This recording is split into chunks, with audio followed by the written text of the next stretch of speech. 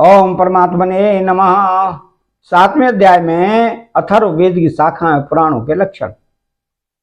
तो सूर्य कहते हैं शौनकादि के ऋषियों, मैं कह चुका हूं, अथर्ववेद के ज्ञाता सुमंत मुनि थे। उन्होंने अपनी संहिता अपने प्रिय शिष्य कबंध को पढ़ाई। कबंध ने उस संहिता के 2 भाग करके पथ्य और वेद दर्श को उसका अध्ययन कराया। वेद दर्श के 4 शिष्य हुए, शौल्कायनी, ब्रह्मवली, मोदोस और पिप्पलायनी। अब पथ्य के शिष्यों के नाम सुनो। शौनक जी पथ्य के 3 शिष्य थे, कुमुद, सुनक और अथर्ववेत्ता जाजली। अंगिरा गोत्रोत्पन्न सुनक के 2 शिष्य थे, बब्रू और सेंधवायन। उन लोगों ने 2 संहिताओं का अध्ययन किया। अथर्ववेद के आचार्यों में उनके अतिरिक्त सेंधवायन आदि के शिष्य सावर्ण आदि तथा नक्षत्र, कल्प, शांति, कश्यप, आंगिरस आदि कई विद्वान और भी हुए। अब मैं तुम्हें पौराणिकों के संबंध में सुनाता हूं। शौनक जी, पुराणों के 6 आचार्य प्रसिद्ध हैं, त्रैयारुणी, कश्यप, सावर्णी, अकृतव्रत, वैशंपायन और हारित। इन लोगों ने मेरे पिताजी से एक एक पुराण संहिता पढ़ी थी। मेरे पिताजी ने स्वयं भगवान व्यास से उन संहिताओं का अध्ययन किया था। मैंने उन 6 आचार्यों से सभी संहिताओं का अध्ययन किया था। उन 6 संहिताओं के अतिरिक्त और भी 4 मूल संहिताएं थी।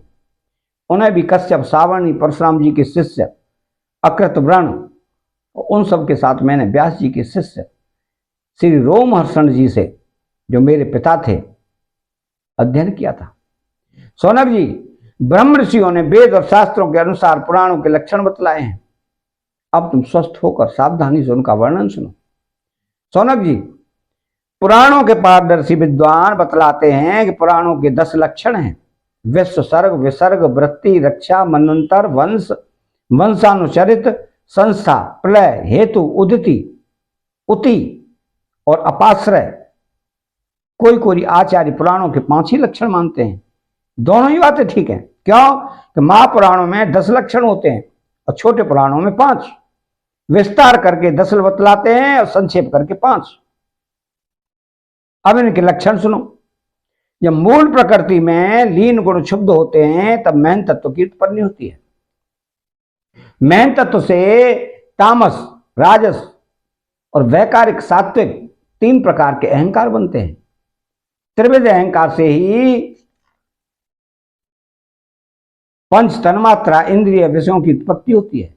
इसी उत्पत्ति क्रम का नाम सर्ग है।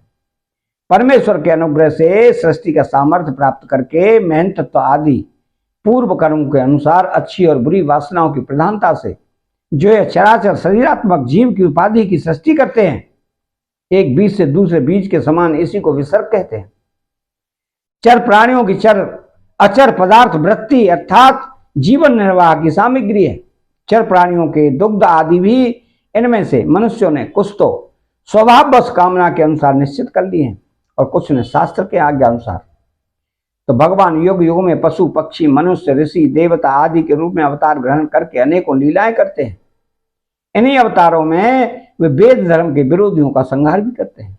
उनकी यह अवतार लीला विश्व की रक्षा के लिए ही होती है, इसलिए उसका नाम रक्षा है।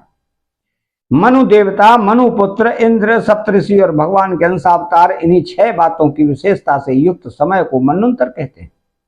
ब्रह्मा जी से जितने राजाओं की सृष्टि हुई है, उनकी भूत, भविष्य और वर्तमान कालीन संतान परंपरा को वंश कहते हैं। उन राजाओं के तथा उनके वंशधरों के चरित्र का नाम वंशानुचरित है। इस विश्व ब्रह्मांड का स्वभाव से ही प्रलय हो जाता है। उसके 4 भेद हैं: नैमित्तिक, प्राकृतिक, नित्य और आत्यंतिक। तत्वज्ञ विद्वानों ने इन्हीं को संख्या कहा है। पुराणों के लक्षण में हेतु नाम से जिनका व्यवहार होता है वह जीव ही है। क्यों? वास्तव में वही सर्ग, विसर्ग आदि का हेतु है और अविद्यावश अनेकों प्रकार के कर्म कलाप में उलझ गया है।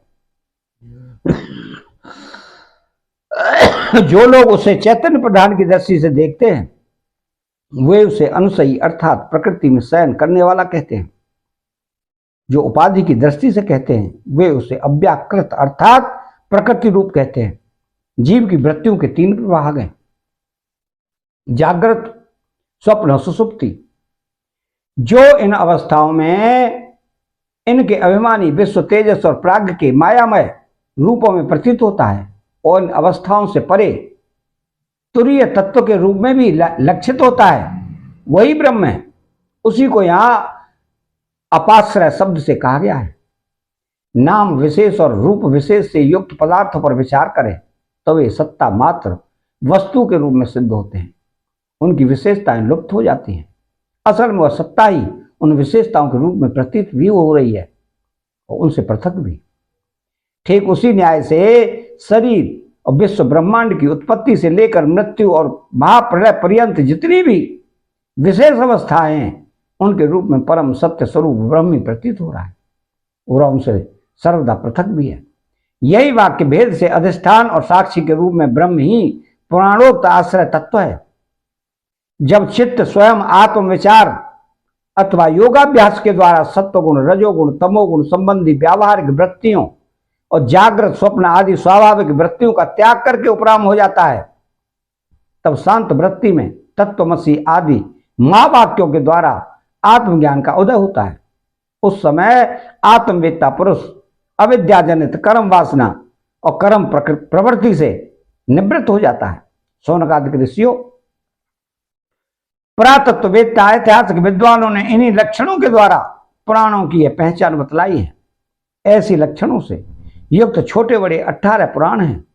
उनके नाम ये हैं: ब्रह्म पुराण, पद्म पुराण, विष्णु पुराण, शिव पुराण, लिंग पुराण, गरुड़ पुराण, नारद पुराण, भागवत पुराण, अग्नि पुराण, स्कंद पुराण, भविष्य पुराण, ब्रह्म वैतरण पुराण, मार्कंडेय पुराण, वामन पुराण, वाराह पुराण, मत्स्य पुराण, कूर्म पुराण और ब्रह्मांड पुराण, ये 18 हैं।